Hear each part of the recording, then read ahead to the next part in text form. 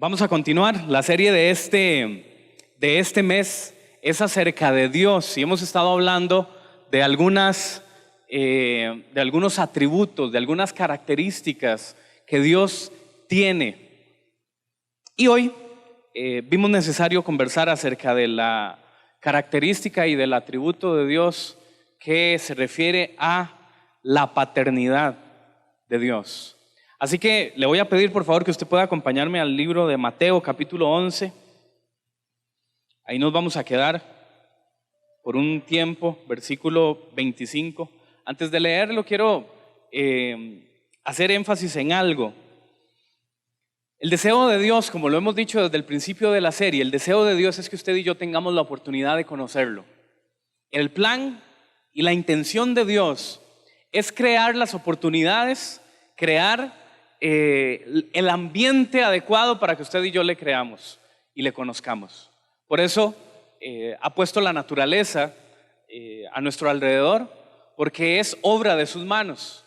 Ya hemos dicho que la naturaleza no es Dios, sino que es una creación de Dios, y que si nos impresionamos y nos asombramos de lo que nos rodea, por ejemplo la naturaleza, tenemos que estar seguros que nuestro Dios es sumamente poderoso, grandioso, majestuoso. El deseo de Dios es que le conozcamos. Ahora, en la Biblia hay algo interesante. Cuando Jesús estaba en la tierra, Jesús vino a introducir a la humanidad un concepto acerca de Dios que para aquel entonces las personas no tenían presente, no estaban acostumbrados y ni siquiera habían escuchado. Y es precisamente la paternidad de Dios. Para cuando Jesús estaba en la tierra, el pueblo de Israel y las personas conocían a Dios de diferentes formas. Sabían que Dios era su sanador, sabían que Dios era su libertador, que Dios les podía ayudar, les podía acompañar. Sabían que Dios era su proveedor, sabían que Dios era poderoso, sumamente todopoderoso. Es decir, tenían algunas características de Dios, habían entendido y habían conocido a Dios de alguna forma en particular que le demostraba al pueblo de Israel en aquel entonces quién era Dios. Cuando Jesús viene a la tierra, Jesús introduce el término de Padre, refiriéndose a Dios, algo que era completamente nuevo para aquellas personas en aquel entonces. Tanto es así, y lo impresionante de esto es que la Biblia registra en los evangelios que Jesús se refirió a Dios como Padre más de 100 veces. En más de 100 ocasiones Jesús, hablando de Dios, se refería a Él como su Padre. Y esto entonces le permitía a las personas entender que había un área de Dios, que había una característica de Dios, que había una parte de la personalidad de Dios que ellos no entendían todavía, no conocían todavía. Se refería a Dios como Padre. Mateo capítulo 11 y versículo 25 nos cuenta un pequeño relato de una conversación que tuvo Jesús con algunas personas que tenía cerca. Dice de la siguiente forma, el versículo 25: en aquel tiempo Jesús dijo: te alabo, Padre, Señor del cielo y de la tierra, porque has escondido estas cosas de los sabios e instruidos y se las has revelado a los que son como niños. Sí, Padre, porque esa fue tu buena voluntad. Quiero detenerme ahí por un momento. En el versículo 25 dice: porque has escondido estas cosas de los sabios y de los instruidos. ¿A quién se está refiriendo? Jesús se está refiriendo a todas las personas que estaban a cargo de la ley en aquel entonces. Hay un texto que usted puede buscar conmigo, Mateo 23, versículo 11, que también es un episodio de Jesús hablando de estas personas en particular. Y Jesús habla de una forma muy fuerte. Estamos hablando de los fariseos y de algunas personas que dirigían la ley, la parte espiritual que dirigía al pueblo en tiempos de Jesús. Versículo 1 del capítulo 23 de Mateo dice: después de esto, Jesús dijo a la gente y a sus discípulos: los maestros de la ley y los fariseos tienen la responsabilidad de interpretar a Moisés. Así que ustedes deben de obedecerlos y hacer todo lo que les digan. Pero escuche lo que dice Jesús de ellos: pero no hagan lo que ellos hacen, porque no practican lo que predican.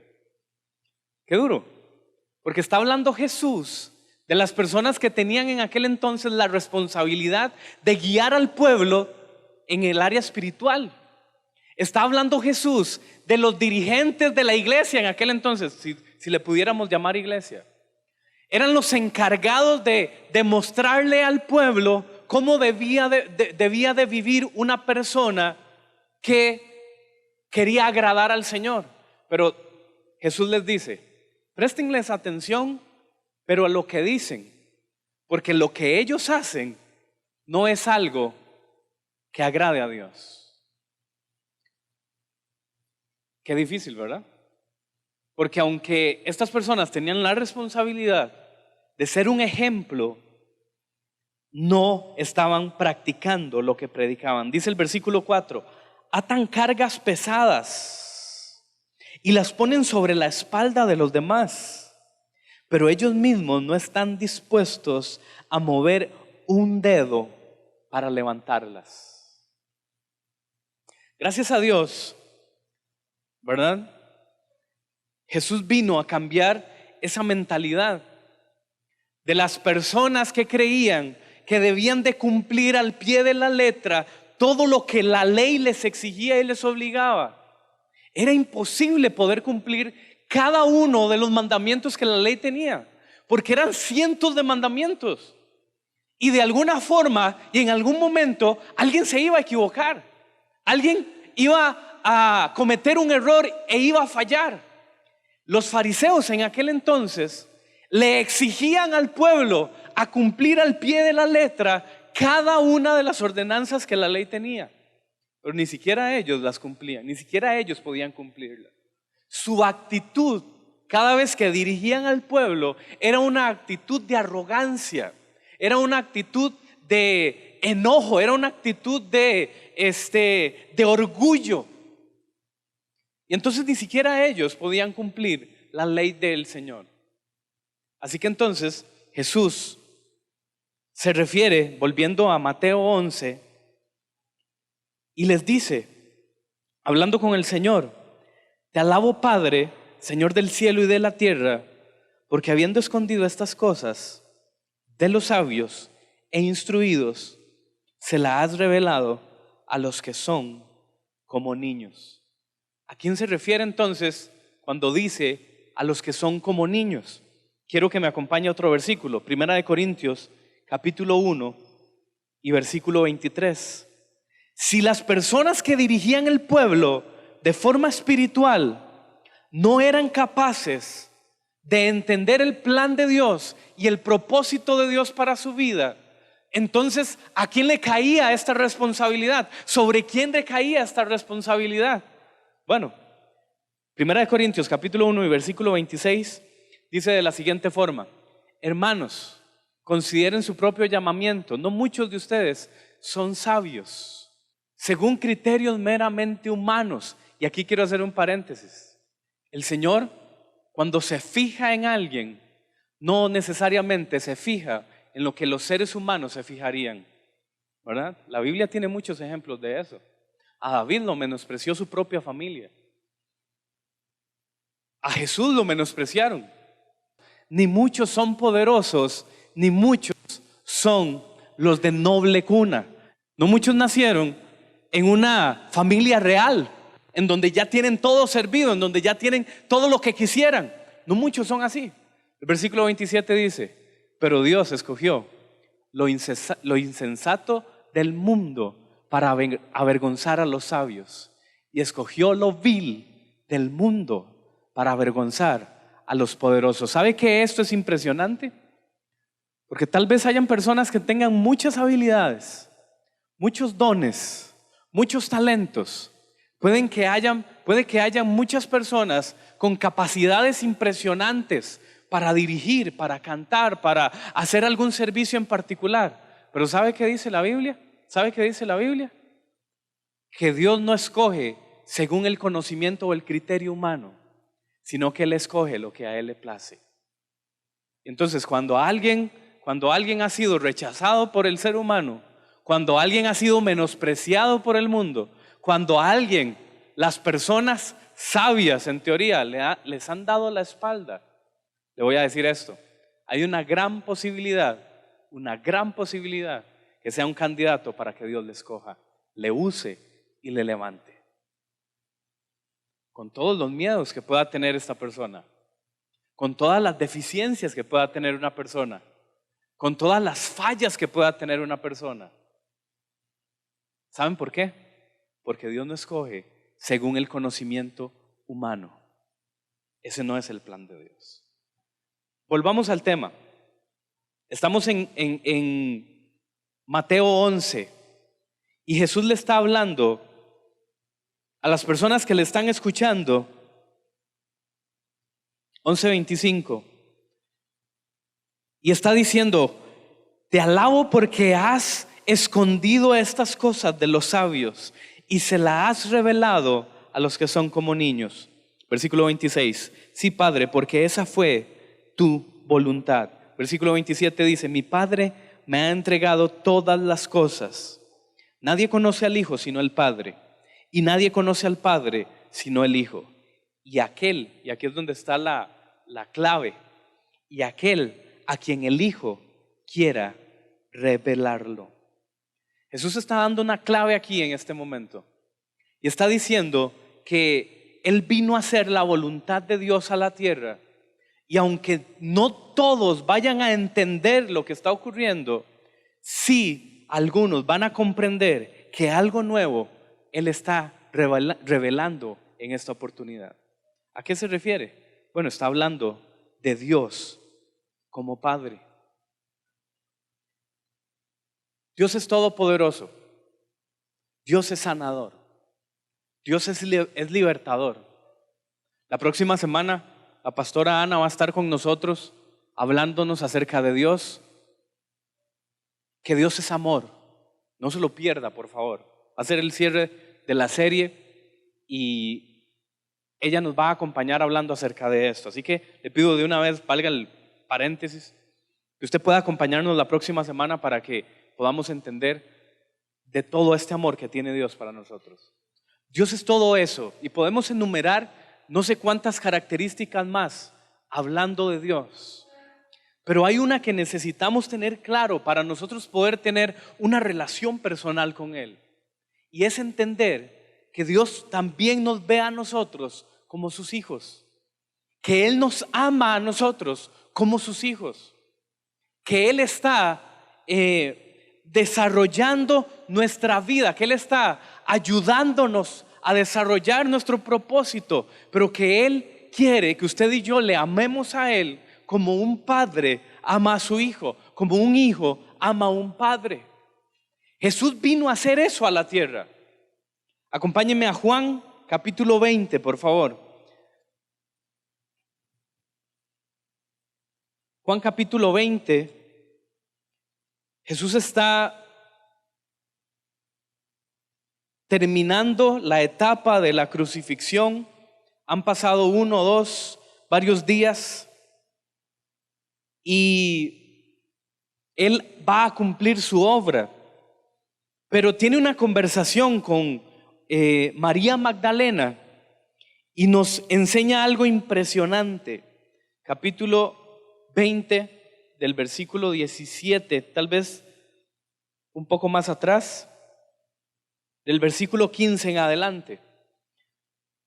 Jesús le dijo: ¿por qué lloras, mujer? Está Jesús, Él ha ya resucitado, y entonces María va a visitarlo a la tumba, y dice el texto en el versículo 15, Jesús le dijo: ¿por qué lloras, mujer? ¿A quién buscas? Ella, pensando que se trataba del que cuidaba el huerto, le dijo: Señor, si usted se lo ha llevado a Jesús ya sepultado, dígame dónde lo ha puesto y yo iré por él. María, le dijo Jesús nuevamente. Ella se volvió y exclamó, Raboni, que en arameo significa maestro. Suéltame, le dijo Jesús, porque todavía no he vuelto al Padre. Escuche lo que le dice Jesús a partir de aquí. Ve más bien a mis hermanos y diles, vuelvo a mi Padre. Eso está claro porque Jesús había hablado de Dios como Padre desde que había llegado a la tierra, desde que había empezado su ministerio se refería a Dios como Padre. Dice, vuelvo a mi Padre, que es Padre de ustedes. Voy a mi Dios, que es Dios de ustedes. Jesús está haciendo algo aquí impresionante, porque durante todo su ministerio se había encargado de hablarle al pueblo y a decirle, yo soy enviado, yo soy hijo de un gran Padre celestial. Pero en este versículo está diciendo algo más. No solo está diciendo que es su Padre, sino que está diciendo, a partir de ahora también es Padre de ustedes. Y eso quiere decir que entonces las bendiciones que eso representa y toda la herencia que eso representa también los incluye a ustedes. Eso es lo que está haciendo Jesús aquí. Está diciendo, no solo es mi Dios, no solo es mi Padre, sino que también ahora es el Padre de ustedes. Es muy interesante escuchar a Jesús decir esto, porque cuando Jesús hablaba del Padre, Él demostraba que había una relación tan cercana que decía que eran uno solo.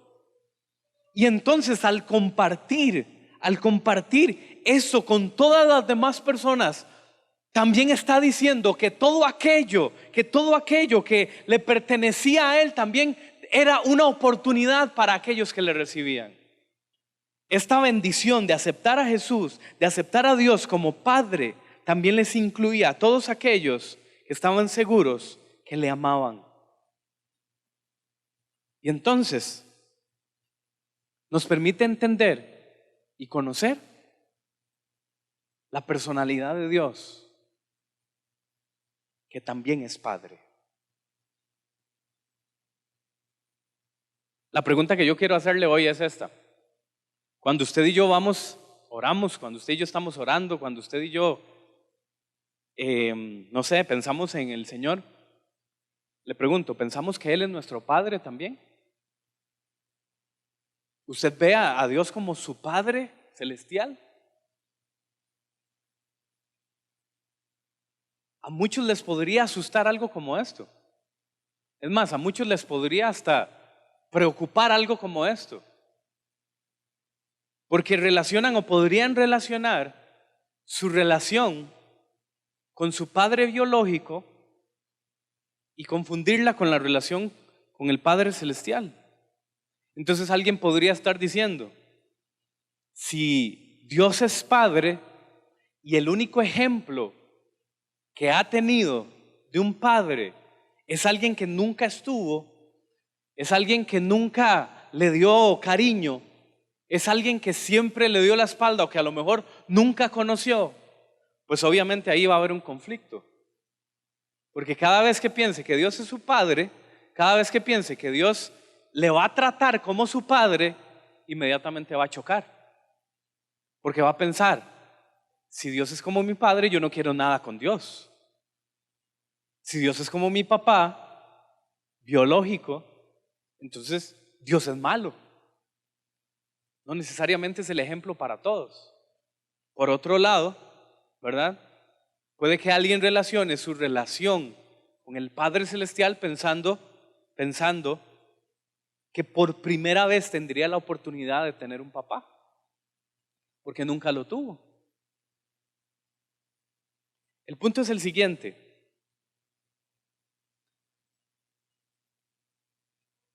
Nuestro Padre Celestial nos ama de tal forma y de tal manera que nunca nos va a fallar, que nunca nos va a dar la espalda. El amor que Él tiene para sus hijos, el amor que Él tiene para todos los que le buscan, Es un amor perfecto. Es un amor que no cambia. Es un amor que no falla. Es un amor que no se equivoca. Juan capítulo 1 y versículo 12, por favor. Mas a cuantos los recibieron, a los que creen en su nombre, les dio el derecho de ser hijos de Dios.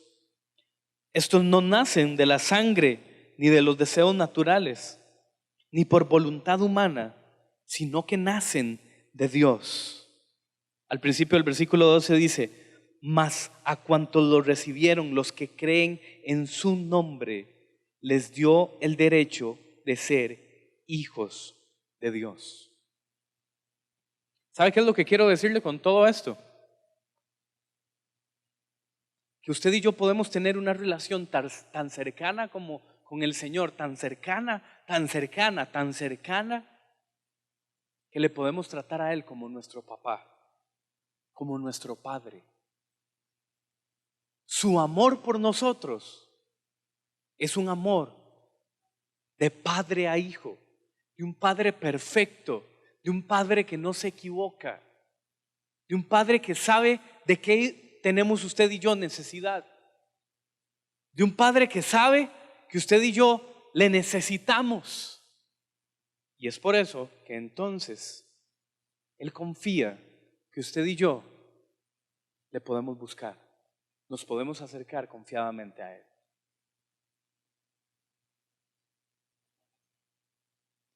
Él quiere que le conozcamos también como un padre.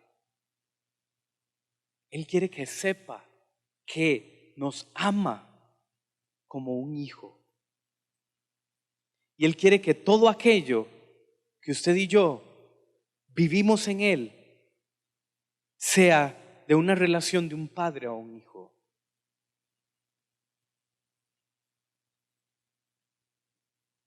Al final del versículo donde estábamos en Mateo 11, al final del texto que estamos leyendo dice, versículo 28, vengan a mí todos ustedes que están cansados y agobiados, que yo les daré descanso. Después de que Jesús revela que usted y yo también tenemos un acercamiento con Dios tan real, entonces Él está diciendo, Él está permitiendo que usted y yo entendamos que tenemos toda la libertad para acercarnos a Él. No importa nuestra condición, no importa si estamos en una situación complicada, no importa si estamos en una situación difícil, no importa si lo que queremos es agradecerle. El plan de Dios es que usted y yo podamos confiar en Él, sin importar la situación que usted y yo estamos viviendo. ¿Puede inclinar su rostro, por favor?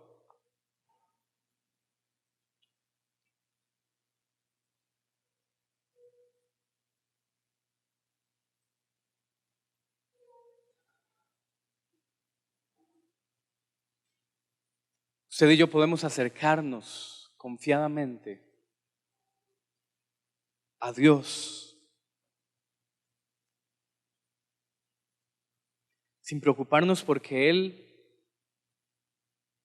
nos vaya a castigar porque fallamos en algo, sin preocuparnos porque Él sabe que le fallamos, sin preocuparnos porque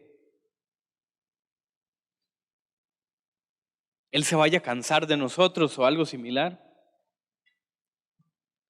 La realidad es que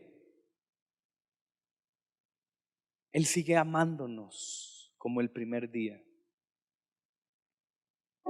Él sigue confiando en nosotros como el primer día.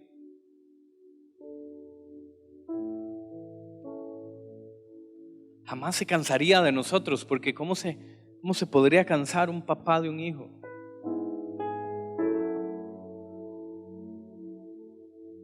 Jamás se olvidaría de nosotros si todo el plan que Él ha diseñado, todo el plan que Él ha creado. Es para que usted y yo le prestemos atención.